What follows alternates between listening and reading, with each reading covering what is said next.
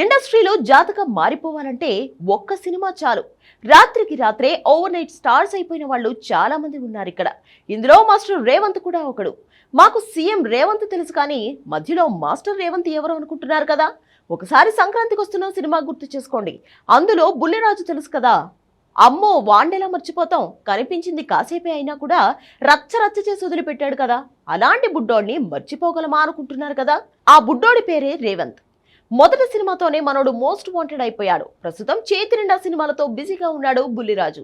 ఈ మధ్య విడుదలైన శ్రీ విష్ణు సింగిల్ సినిమాలో కూడా క్లైమాక్స్ లో ఒక సీన్ లో కనిపించి నవ్వించాడు. అలాగే త్వరలోనే సెట్స్ పైకి రాబోయే చిరంజీవి అనిల్ రావుపూడి సినిమాలో ఫుల్ లెంగ్త్ రోల్ చేయబోతున్నాడు బుల్లిరాజు. ఇందులో మెగాస్టార్ తో కలిసి కామెడీ పండించబోతున్నాడు ఈ బుడ్డోడు. ఇటు సినిమాలతో పాటు కమర్షియల్ యాడ్స్ కూడా బాగానే చేస్తున్నాడు బుల్లిరాజు. మనోడితో బ్రాండింగ్ చేయించుకోవడానికి చాలా కంపెనీలు పోటీ పడుతున్నాయి.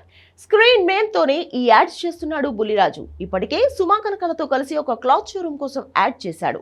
అలాగే ఇంకో రియల్ ఎస్టేట్ యాడ్ కూడా చేశాడు. దాంతో పాటు మరికొన్ని యాడ్స్ కూడా ఈ బుడ్డోడుకు వస్తున్నాయి. ఈ మధ్య కాలంలో ఒక్క సినిమాతోనే ఇంత పాపులర్ అయిన చైల్డ్ ఆర్టిస్ట్ మరొకరు లేరు. 20 ఏళ్ల కింద మాస్టర్ భరత్ ఇంత క్రేజ్ తెచ్చుకున్నాడు. అప్పట్లో సీను వైట్ల సినిమాల్లో భరత్ కామెడీ నెక్స్ట్ లెవెల్లో ఉండేది. ముఖ్యంగా వెంకీ సినిమాలో ట్రైన్ ఎపిసోడ్, ఆనందమానందమా ఈ సినిమాలో సునీల్, భరత్ ఎపిసోడ్స్ అదిరిపోయాయి. మళ్ళీ ఇన్నేళ్ల తర్వాత ఒక చైల్డ్ ఆర్టిస్ట్ అదే స్థాయిలో రచ్చ చేస్తున్నాడు. మరి బుల్లిరాజు హవా తెలుగు ఇండస్ట్రీలో ఎన్ని రోజులు కనిపించబోతుందో చూడాలి.